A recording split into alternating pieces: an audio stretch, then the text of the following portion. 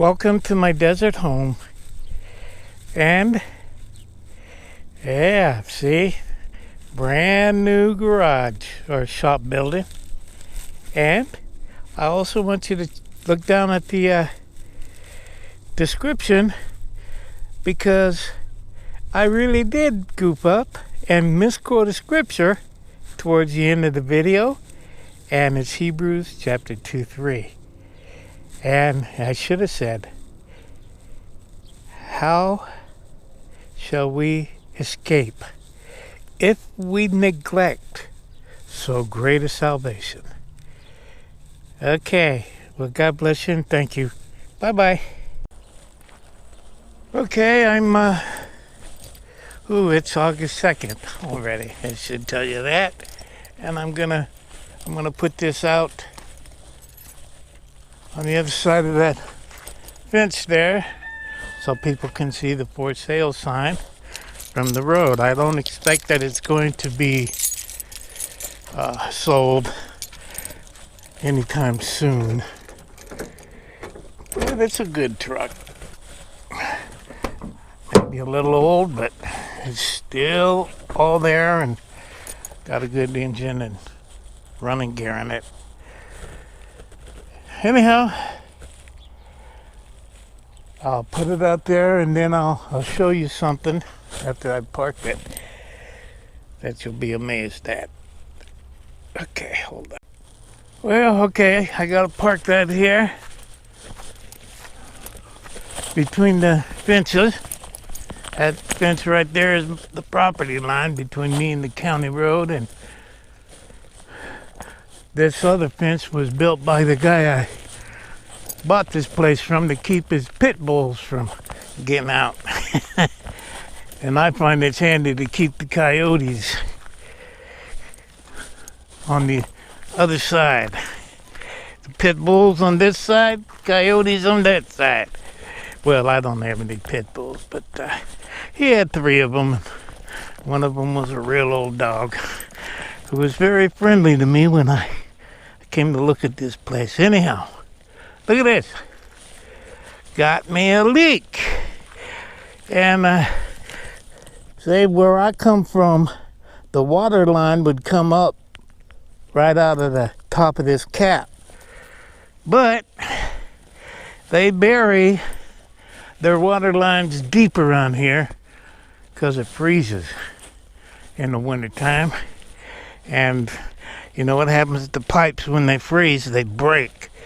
Anyhow, I called a well repairman. He said it's $95 an hour to dig down to the problem, and it might take him 4 hours to dig. And this here is electrical line. I'd be afraid to dig because the electrical line goes over there. So I'd be afraid to hire a guy with a machine because that line might get tore up, and that would not be a good thing. Anyhow, that well guy told me that way down there there's a fitting that has the water line come out from the casing way down there.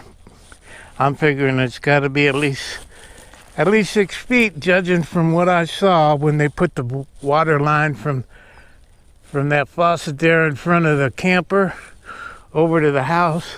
That's how deep they dug it. Anyhow, he said what happens is that I got another thing. Oh, those ants are terrible. Ow! I got bit twice on my shin yesterday. Now I got bit on my foot. Oh, it hurt. Ow! I guess I'll leave that in just so you know how bad these ants are. You walk 3 feet and there's another ant hill. Anyhow, he says what happens is the ground moves and loosens up that fitting, and he said it'll probably only take him half an hour to fix it, but 4 hours to get to it. So I'm going to try to dig as much as I can the next couple of days. Woo-wee. Gonna start in a couple hours. Well, maybe even less than that. Oh, okay. Well, I showed you what was going on this morning and said I was going to do some digging. Well, I turned off the water, the well pump, and started digging. And after a while, I think that's the right size probably, but it's not down to the break yet. But I got the electrical line is only maybe about a foot down from the top. I mean from the soil, top of the soil, and I got it tied out of the way so I can dig better. But then Rhonda hollers out that she needs the water turned back on. So I turned it back on and I was pretty tired. Oh look, I threw the mud on, some real sloppy mud on top of the anthill right there. Well, they got it cleared out. And they're gonna be biting me again tomorrow. I'm coming out here tomorrow and well, I got my bucket rigged up to get the water out and start digging again. And I don't even know how deep that is. I would say 2.5 feet, but let's see what it really is. We'll measure it with this. Of course, you see the markings on there. Tell you how deep it is. Well, what would you say that is? Right to there.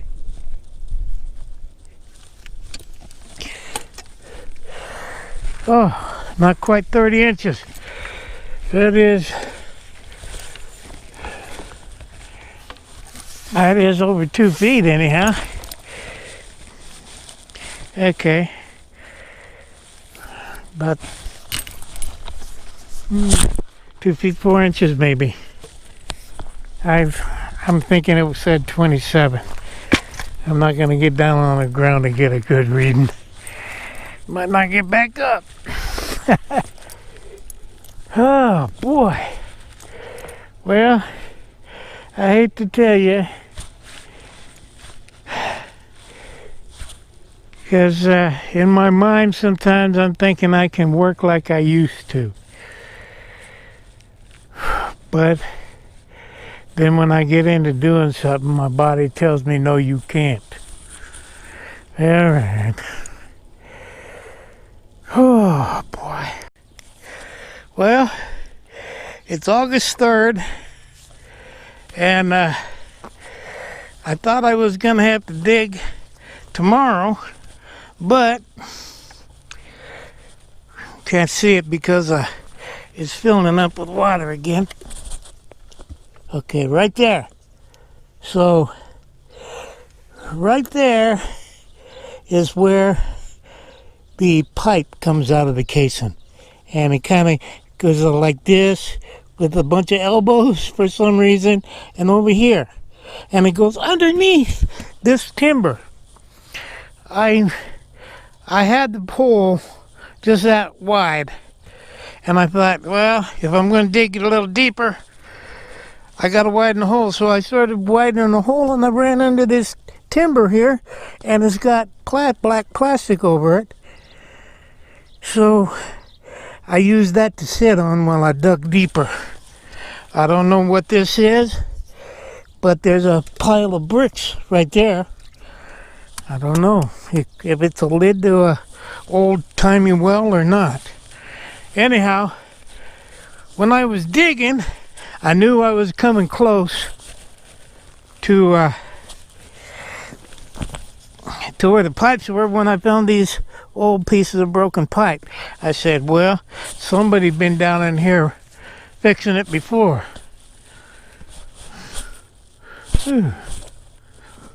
I don't know what happened to them, that jawbone I found. Thought I put it somewhere where I wouldn't lose it, which is something I do all the time here. And also, underneath those broken pipes, or close to them, was this here jawbone. Well, I don't know what kind of animal that is, but these are back teeth for sure. And then there's no front teeth right here. So I don't know what kind of critter that was. But there was a jawbone there. And another piece of bone too, related to the jawbone, I believe, is this one. I don't know. I don't know what that means. You know, my paranoid mind was when I hit into that. And also, there's like a, it goes all the way down there. And I knocked on that part and it sounded hollow. Of course, I can't knock on it for you now because it's underwater. And my paranoid mind is going, what if somebody buried somebody in a coffin down there? But that is, I don't know what kind of critter that was. But anyhow, I get paranoid like that sometimes. Let my imagination run away with me. Look at that. That is one pile of dirt. 2 days of digging. Well, just in the mornings when it's cool. Like maybe that's about, well, I would say it's close to 4 hours worth of digging. Anyhow, there you go.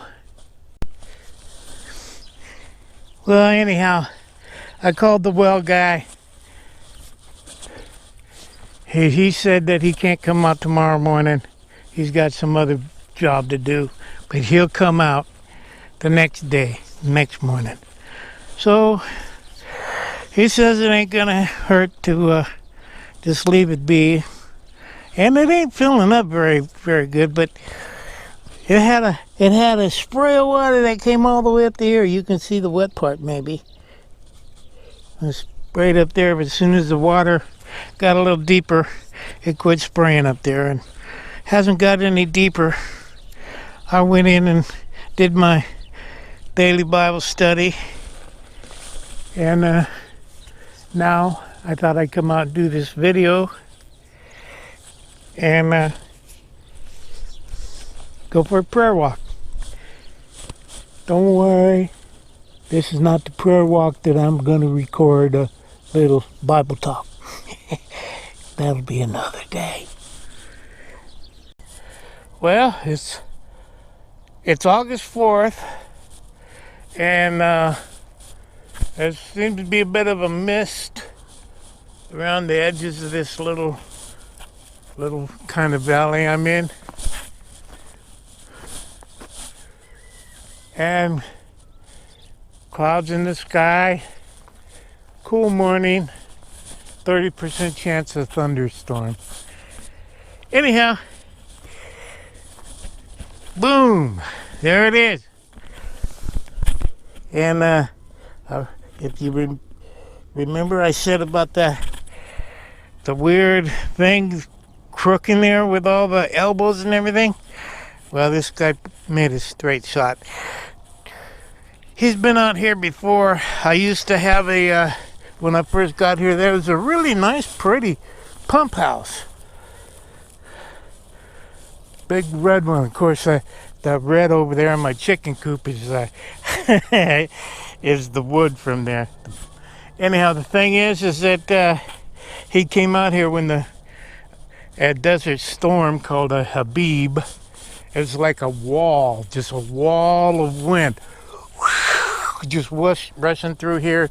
It's like all this dust looked like a wall of dust traveling about 60 miles an hour. Freeway speeds anyhow, and freeway speeds here are 80. But anyhow, it blew the pump house over, and he came, put my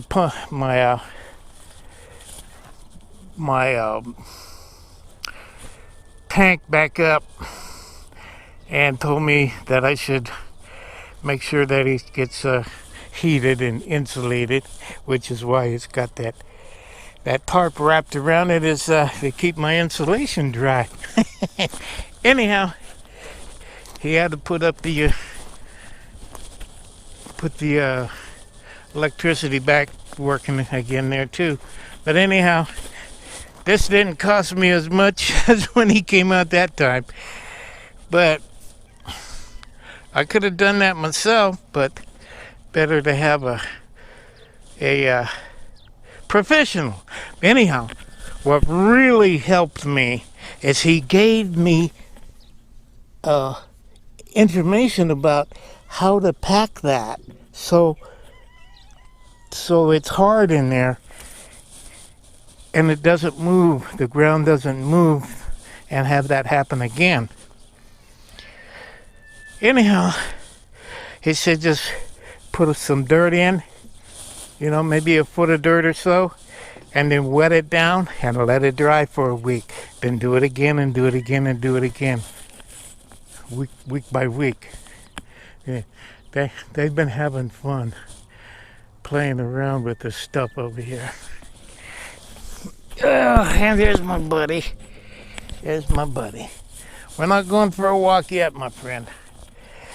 Anyhow, that is very helpful, and it's worth the close to $150. Actually, closer to 145 that cost me. And of course, I dug the hole myself, which would have been another $400. Good thing I can still wield a shovel, huh? Okay. Well, I better get to my morning chores.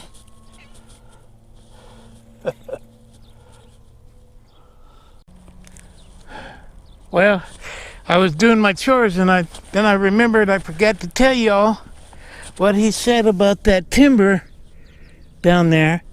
He said that years ago they used to put vaults, sometimes even with pressure tanks in them, in the ground like that.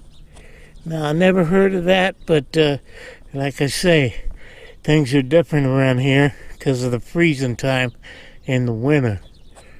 And if y'all remember my winter videos about being snowed in, I couldn't get out for a week. And this ain't as bad as some of the places even further north in here. But it does get awful cold, and it can crack a pipe when they freeze. So he said that that's nothing to worry about. He said that's the well proper, and may had just well, we don't really know what's in there, but I'm hoping that there's no chance of contamination from the ground or anything. But he said that they used to make vaults in the old days out of concrete.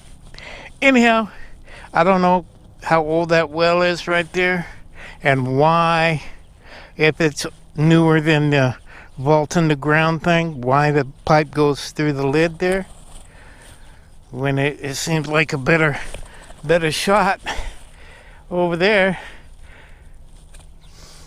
to there.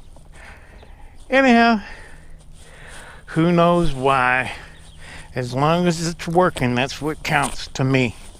And I don't really drink that water anyhow because it's got a nasty flavor. Tastes like Alka-Seltzer. Oh, I forgot to say that, as I said before,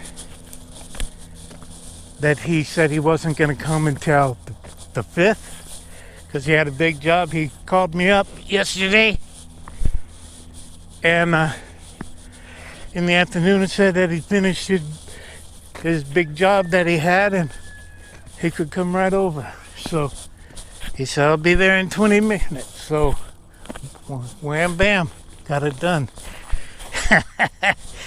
That's pretty good. Yeah, he said it sure is different out here because when he came the first time, I was living in that tent and my friend was living in the trailer. That there is brand new. Well, that's about what, 2 years old now? And I don't even think the chicken coop was up yet. Of course it wasn't, because part of the wood in that chicken coop came from that pump house that blew over. Anyhow, there you go. Well, here I am in the back field again. And of course I'm on the right of way that the NV Energy has through my back field. There's one, there's one, actually just one pole. That other one over there is just on the fence on the adjacent field. Anyhow, this is kind of what would be called the power road. Only one thing, that fence there cuts it off, and so does that fence over there. But they have a right of way here, and they got ways to get back here without going through gates. Anyhow, here is what I think is, you could term, a sheepfold. And of course there's a lot of things Jesus got to say about sheepfolds. Not just Jesus, but one of his should we say earthly ancestors, King David, has to say about sheepfold and sheep and everything. But it's been falling down. These two walls are not exactly what they were when I first got here 2 years ago. Here's verse 3. Hebrews chapter 1. Hebrews chapter 1, verse 3. The sun is the radiance of God's glory and the exact representation of his being, sustaining all things by his powerful word. After he had provided purification for sins, he sat down at the right hand of the majesty in heaven. Okay, so let me get away from this rotten floor. There's a bunch of dirt right here. And I'll lean up here. And I'll say, the radiance of his glory. And King James says the brightness of his glory. There's a cloud in front of the sun, but let us think about the sun and its rays, its radiance that comes down here. Now, if you look right at the sun, you'll blind yourself.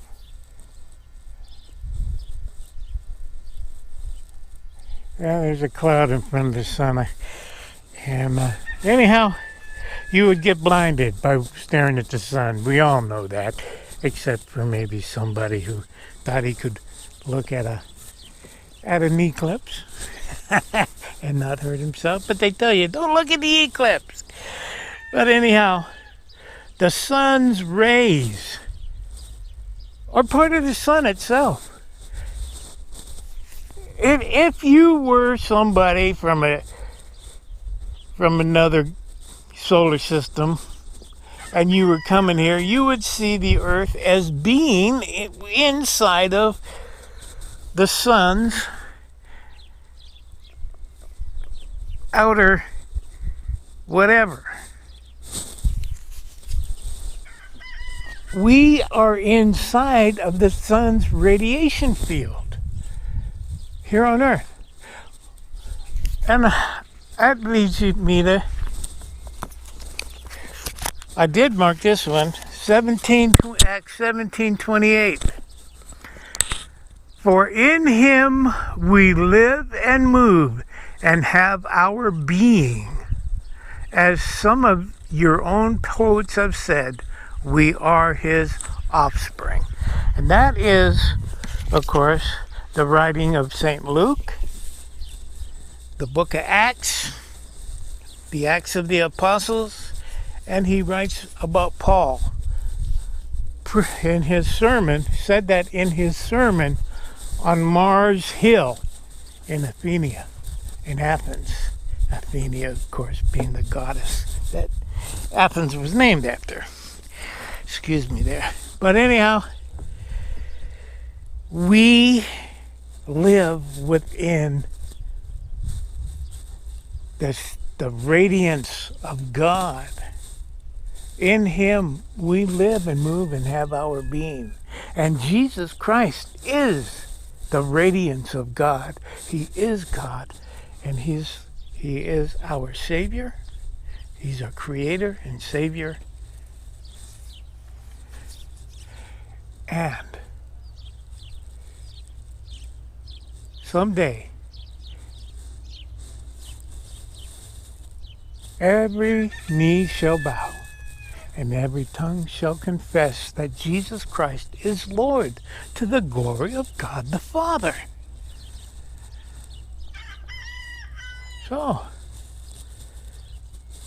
we are living within his radiance. We are living within his shiningness, his glory. We are his creatures. We are his creation, and he shall judge this creation someday.